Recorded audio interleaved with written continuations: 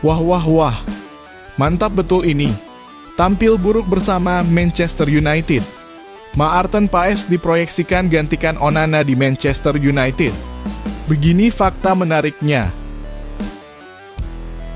Waduh, ada apa ini? Shin Tae-yong tiba-tiba tanggapi Bung Toel. Ini dia kata Shin Tae-yong tentang Bung Toel. Nah, ini baru mantap. Akhirnya Erick Thohir buka suara. Alasan timnas Indonesia bawa pemain muda di Piala AFF. Fans Garuda harus dengarkan ini. Yang pasti bikin terkagum mendengarnya. Wah wah wah. Ini dia misi besar Shin Tae-yong untuk timnas Indonesia. Ternyata bukan trofi. Ini misi gila Shin Tae-yong terhadap timnas Indonesia. Sampai rela dihujat karena gagal lolos semifinal Piala AFF. Kira-kira apa ya misi gila Shin Tae-yong? Yuk saksikan beritanya hingga selesai.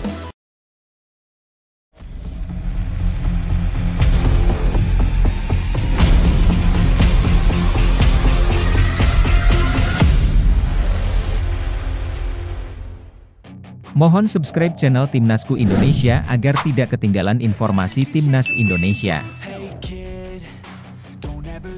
Shin Tae-yong tiba-tiba tanggapi Bung Toel. Pelatih timnas Indonesia Shin Tae-yong baru-baru ini menjadi sorotan publik setelah meluapkan kekesalannya terhadap pengamat sepak bola Tommy Welly yang akrab disapa Bung Toel. Peristiwa ini bermula dari serangkaian kritik tajam yang kerap dilontarkan Bung Toel kepada timnas, khususnya ketika skuad Garuda mengalami kekalahan dalam berbagai laga internasional. Shin Tae-yong yang telah memegang kendali timnas Indonesia sejak 2020 memang tidak bisa dipungkiri membawa banyak perubahan positif. Di bawah asuhannya, timnas Indonesia perlahan menunjukkan perkembangan yang menjanjikan, baik dari segi permainan maupun mentalitas pemain. Namun, perjalanan ini tentu tidak selalu mulus. Kekalahan demi kekalahan tetap menjadi bagian dari proses panjang yang harus dilalui oleh timnas. Dan setiap kali hasil kurang memuaskan itu terjadi, Bung Toel seringkali menjadi suara terdepan yang mengkritik performa timnas.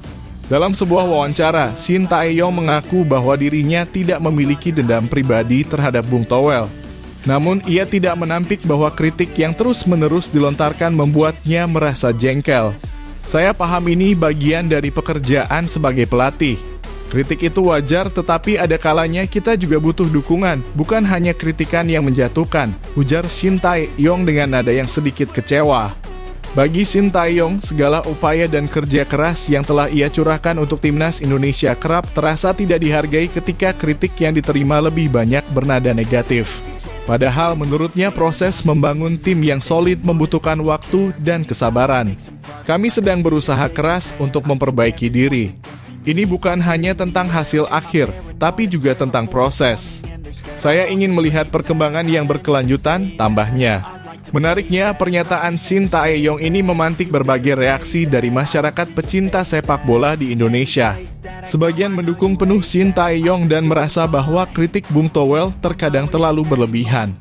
Namun, ada juga yang berpandangan bahwa kritik tersebut diperlukan sebagai bentuk evaluasi agar timnas terus berbenah. Nah, bagaimana menurut kalian?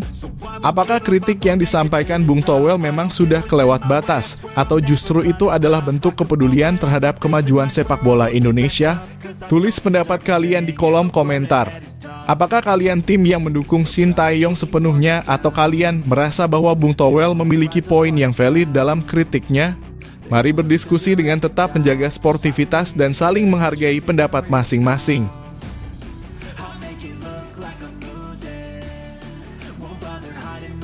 Anak Shin Tae-yong dinaturalisasi untuk main bareng skuad Garuda. Di era kepelatihan Shin Tae-yong, timnas Indonesia akhirnya ketambahan pemain naturalisasi untuk memperkuat tim.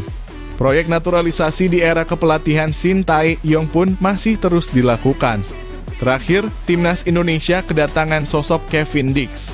Pria kelahiran Apeldoorn, Belanda, 6 Oktober 1996 itu punya garis keturunan dari ibunya yang berasal dari Maluku. PSSI tampaknya juga masih belum mau berhenti untuk menambah pasokan pemain naturalisasi lainnya. Bahkan sempat ada rumor tersebar mengenai sosok pemain selanjutnya yang akan dinaturalisasi dan bergabung dengan timnas Indonesia. Orang tersebut adalah Shin Ja-won, putra sulung Shin Tae-yong yang juga merupakan pemain sepak bola di Korea Selatan. Dalam sebuah video yang diunggah di kanal YouTube kreator bola pada Sabtu 11 Maret 2024, menyebut nama kedua putra Shin Tae-yong, yakni Shin Ja-won dan Shin Ja-hyuk. Dalam narasi yang disebutkan dalam video tersebut, kanal YouTube kreator bola menyebut bahwa kedua putra STY itu seolah akan menjadi pemain naturalisasi selanjutnya. Baru-baru ini Shin Tae-yong kembali membuat gebrakan dengan menghebohkan media sosial. Di laman media Korea Selatan, Shin Tae-yong mengunggah foto dirinya dengan sang anak membela Indonesia dengan baju yang sama, bunyi narasi kreator bola. Ini seperti memberikan kode bahwa sebenarnya Indonesia akan memiliki beberapa pemain keturunan kembali. Bahkan Shin Tae-yong pernah membuat program terbaru untuk dua anaknya ini, lanjutnya. Ya, memang benar ini menjadi hal bagus, apalagi Shin Tae-yong sudah pernah mengajak anaknya untuk training center bersama timnas Indonesia, sambungnya. Isu tersebut nyatanya hanyalah isapan jempol belaka. Putra sulung Shin Tae-yong itu bahkan mengonfirmasi mengenai ada atau tidaknya darah Indonesia dalam keluarganya. Apakah kamu tidak bisa menjadi warga negara Indonesia yang dinaturalisasi? Apakah kamu berdarah Indonesia? Tanya sahabat karib Shin Ja-won yang dikenal dengan panggilan Ik Sam-heong. Di keluargaku tidak ada dalam kurung darah Indonesia, jawab Shin Ja-won, dikutip dari kanal YouTube Ik Sam-heong, Senin 30 Desember 2024. Dalam video lain yang juga masih diunggah di kanal YouTube Ik Sam-heong, Shin Ja-won menjelaskan kepada sahabatnya itu mengenai bagaimana seorang pemain Belanda bisa dinaturalisasi dan bergabung ke timnas Indonesia. Bisakah kamu dinaturalisasi juga? Apakah syarat naturalisasi tidak terpenuhi?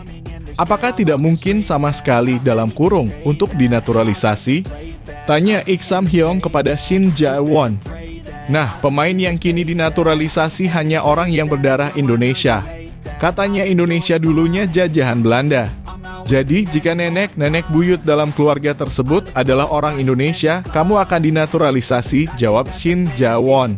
Sebelumnya, timnas Indonesia tidak ingin melakukan naturalisasi, bagaimanapun penampilan para pemainnya, sambung Shin Ja-won menjelaskan situasinya. Beberapa tahun lalu, Shin Ja-won diketahui pernah mengunggah foto dirinya saat mengenakan jersey timnas Indonesia yang berwarna merah di Instagram pribadinya. Sontak potret tersebut langsung menuai komentar dari netizen tanah air dengan candaan untuk menaturalisasi putra sulung Shin Tae-yong tersebut. Sementara itu, Shin Ja-won dan adiknya Shin Ja-hyuk juga pernah bergabung dalam training center timnas Indonesia U20 di Turki pada tahun 2022 lalu. Bagaimana menurut kalian tentang isu ini? Apakah sebaiknya putra Shin Tae-yong benar-benar dinaturalisasi untuk memperkuat timnas, atau PSSI sebaiknya fokus mencari talenta lokal? Yuk, tulis pendapat kalian di kolom komentar dan mari kita berdiskusi dengan sehat.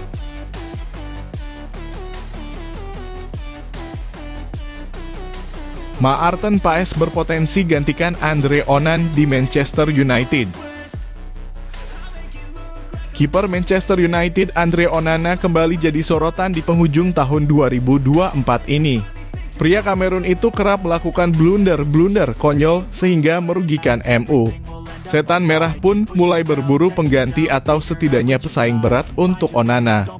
Onana sempat membuat kesal fans MU di awal kedatangannya dari Inter Milan tahun lalu. Perlahan Onana mulai membaik kinerjanya. Akan tetapi di awal kepelatihan Ruben Amorim, kekonyolan Onana kembali kambuh. MU dan Amorim pun merasa perlu ada tantangan berat bagi Onana agar tidak lagi melakukan blunder. Setan Merah akan mencari kiper yang punya potensi menggusur Onana sebagai penjaga gawang nomor 1 di tahun 2025 nanti. Kehadiran kiper baru dirasa dibutuhkan untuk menghadirkan ancaman bagi Onana. Pasalnya Onana saat ini merasa aman sebagai kiper utama karena pelapisnya Altay Bayindir juga sangat mengecewakan kinerjanya ketika dikasih kesempatan main.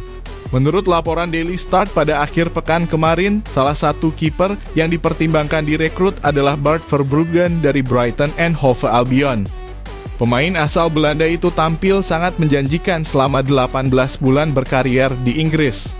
Namun kejutan datang dari nama lain yaitu Maarten Paes, kiper timnas Indonesia yang saat ini bermain untuk FC Dallas di Major League Soccer (MLS).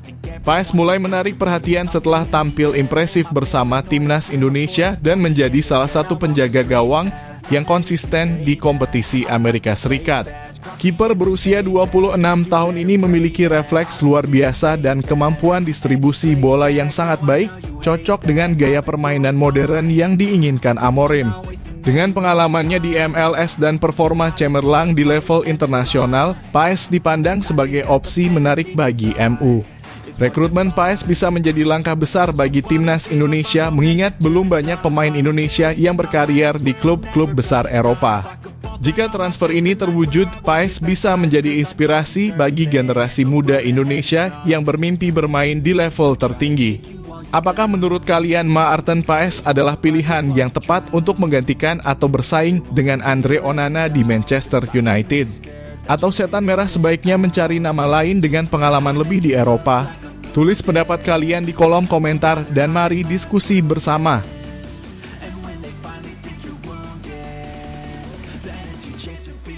Konser Desa 9 Besar All Stars di Gelora Bung Karno resmi ditunda. Konser Dewa 19 All Stars yang dinanti-nanti akhirnya resmi ditunda demi mendukung perjuangan timnas Indonesia melawan Bahrain dalam laga penting kualifikasi Piala Dunia 2026. Keputusan ini diumumkan oleh Ahmad Dhani dalam konferensi pers di kawasan Senayan, Jakarta pada 30 Desember 2024. Awalnya konser spektakuler ini dijadwalkan berlangsung di Stadion Utama Gelora Bung Karno (SUGBK) pada 18 Januari 2025. Namun setelah mempertimbangkan berbagai aspek termasuk kondisi lapangan yang akan digunakan timnas Indonesia, konser tersebut diundur hingga 6 September 2025. Ahmad Dhani menjelaskan bahwa keputusan ini diambil setelah berkoordinasi dengan Ketua Umum PSSI, Erick Thohir, serta pihak promotor. Untuk menghindari segala macam hal yang tidak diinginkan, saya Dewa 19, promotor, dan Ketua Umum PSSI sepakat mengundurkan jadwal konser. Karena jadwal ketiga bintang tamu cukup padat di musim panas, akhirnya kami menemukan jadwal yang pas di tanggal 6 September, ujar Dhani. Konser ini sendiri menjadi salah satu yang paling dinantikan karena akan menghadirkan band-band legendaris seperti Merc Big Extreme dan Bad English. Namun Dhani menegaskan bahwa laga timnas Indonesia melawan Bahrain jauh lebih penting bagi bangsa ini. Kami mohon pengertian penonton dan calon penonton. Timnas Indonesia lebih membutuhkan dukungan penuh dan kami pun merasa perlu berkontribusi untuk itu, tambahnya. Keputusan ini mendapat apresiasi dari banyak pencinta sepak bola tanah air. Mereka menyadari bahwa kondisi rumput SUGBK harus tetap terjaga untuk memastikan performa terbaik dari skuad Garuda. Pasalnya, laga melawan Bahrain menjadi salah satu kunci dalam menjaga peluang Indonesia lolos ke Piala Dunia 2026. PSSI sendiri sudah menunjukkan komitmen terhadap kualitas lapangan SUGBK. Sebelumnya mereka memutuskan untuk memindahkan laga timnas Indonesia di Piala AFF 2024 ke Stadion Manahan, Solo, guna memberi waktu lebih lama bagi pemulihan rumput SUGBK. Hal ini menunjukkan betapa seriusnya PSSI dalam mempersiapkan timnas Indonesia menuju kualifikasi Piala Dunia. Dengan penundaan ini, para penggemar sepak bola berharap kondisi rumput SUGBK akan tetap terjaga seperti saat laga melawan timnas Argentina pada Juni 2023 lalu. Jika rumput dalam kondisi prima, permainan timnas Indonesia yang mengandalkan operan kaki ke kaki ala Shin Tae-yong akan semakin maksimal. Pertandingan melawan Bahrain sangat krusial. Timnas Indonesia saat ini berada di posisi ketiga grup C dengan 6 poin, hanya tertinggal 1 poin dari Australia di peringkat kedua. Kemenangan atas Bahrain bisa membawa Indonesia selangkah lebih dekat menuju Piala Dunia 2026. Bagaimana menurut kalian, apakah keputusan menunda konser ini langkah yang tepat? Apakah kalian setuju bahwa timnas Indonesia lebih penting dari konser musik internasional? Jangan ragu untuk tuliskan pendapat kalian di kolom komentar.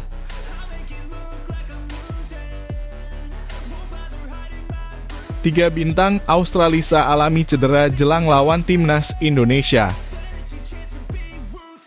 Australia menghadapi tantangan berat menjelang pertandingan melawan timnas Indonesia dalam lanjutan putaran ketiga kualifikasi Piala Dunia 2026 zona Asia.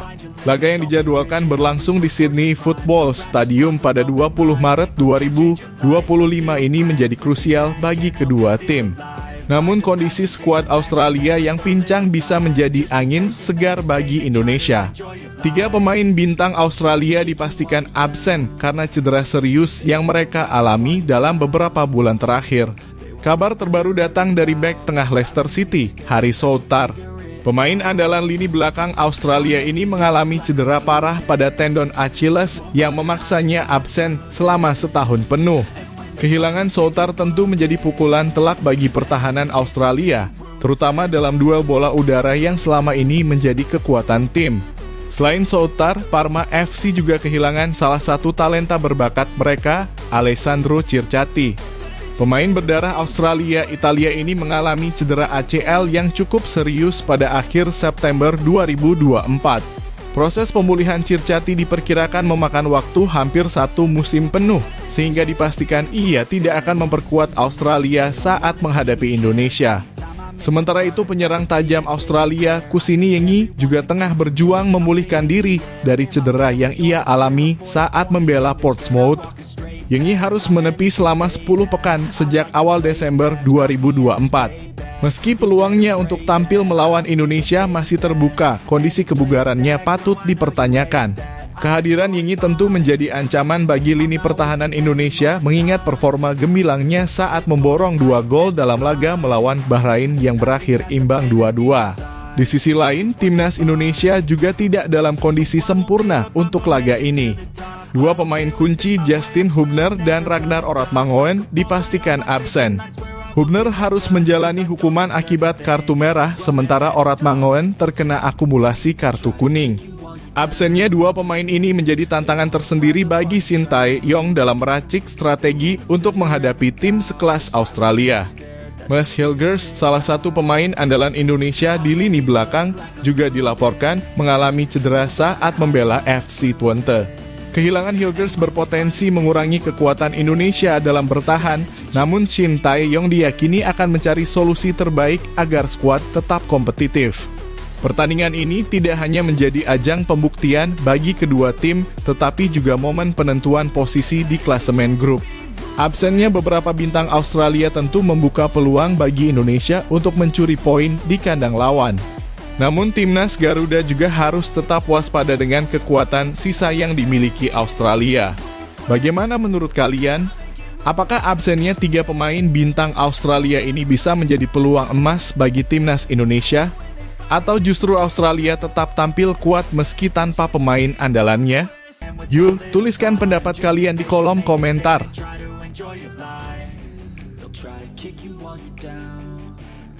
Alasan timnas Indonesia bawa pemain muda di Piala AFF 2024.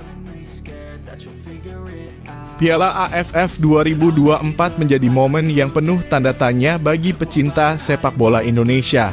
Keputusan timnas Indonesia menurunkan mayoritas pemain U22 di ajang yang disebut sebagai Piala Dunianya Asia Tenggara menuai banyak pro dan kontra. Banyak yang mempertanyakan langkah ini, terutama setelah skuad Garuda gagal melaju dari fase grup. Namun Ketua Umum PSSI Erick Thohir akhirnya buka suara dan membeberkan alasan di balik keputusan ini. Dalam sebuah wawancara dengan media Korea Selatan, Erick menegaskan bahwa keputusan tersebut bukan tanpa alasan. Menurut Erick, keputusan untuk menurunkan pemain muda di Piala AFF 2024 adalah bagian dari rencana besar PSSI bersama Shin Tae-yong. Ia menyebut bahwa Shin Tae-yong memiliki visi yang sejalan dengan PSSI untuk membangun fondasi sepak bola Indonesia yang lebih kuat dalam jangka panjang. Shin Tae-yong percaya dengan rencana saya dan PSSI. Dia bekerja sama dengan saya untuk melaksanakannya dengan tulus. Kami berdiskusi tentang program yang harus dikembangkan dan diterapkan untuk sepak bola Indonesia, ungkap Erick. Lebih lanjut, Erick menambahkan bahwa keputusan ini diambil untuk memberi pengalaman internasional kepada para pemain muda, agar mereka siap menghadapi tantangan di level yang lebih tinggi, termasuk kualifikasi Piala Dunia dan turnamen besar lainnya. Itu sebabnya kami menjadi satu-satunya yang mengirimkan pemain U22 ke Piala AFF yang dianggap sebagai Piala Dunianya Asia Tenggara. Saya respect terhadap prestasi yang telah dicapai Shin Tae-yong untuk sepak bola Indonesia, tambahnya. Meski hasilnya tidak sesuai harapan, Erick Thohir menilai bahwa pengalaman berharga yang didapatkan oleh pemain muda akan berdampak besar dalam jangka panjang. Ia juga menyoroti bahwa berkat kerja keras Shin Tae-yong dan tim pelatih, Timnas Indonesia berhasil mencapai babak ketiga kualifikasi Piala Dunia 2026, sebuah pencapaian yang belum pernah diraih sebelumnya. Alasan kami bisa mengalahkan Arab Saudi dan bersaing dengan Australia serta Bahrain adalah karena kerja keras Shin Tae-yong dan seluruh tim, kata Erick. Saat ini Timnas Indonesia berada di posisi ketiga klasemen, sementara grup C kualifikasi Piala Dunia 2026 zona Asia hanya terpaut 1 poin dari Australia yang berada di posisi kedua. Peluang lolos otomatis ke Piala Dunia 2026 masih terbuka lebar. Dan Erick Thohir yakin pengalaman yang didapat dari Piala AFF 2024 akan menjadi bekal berharga untuk menghadapi laga-laga penting ke depan. Bagaimana menurut kalian? Apakah langkah ini adalah keputusan yang tepat untuk masa depan Timnas Indonesia? Tulis pendapat kalian di kolom komentar.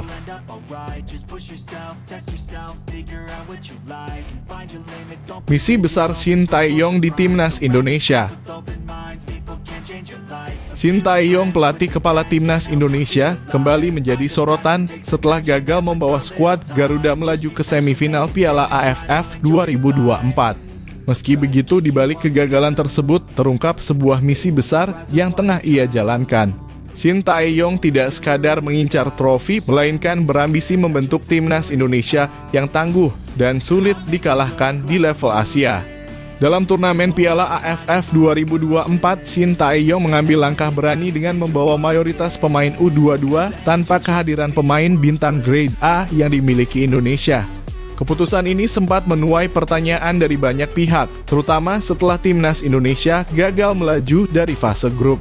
Namun di balik semua itu, Shin Tae-yong memiliki visi jangka panjang yang lebih besar.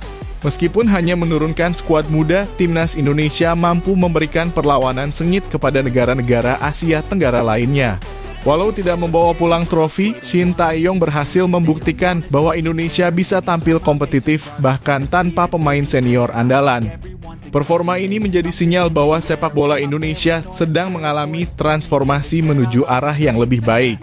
Dalam sebuah wawancara, Shin Tae-yong menegaskan bahwa tujuannya adalah membangun Timnas Indonesia yang tak hanya bersaing di Asia Tenggara, tetapi juga di kancah internasional. Mungkin dengan adanya pemain naturalisasi, kita bisa memposisikan diri kita sekarang.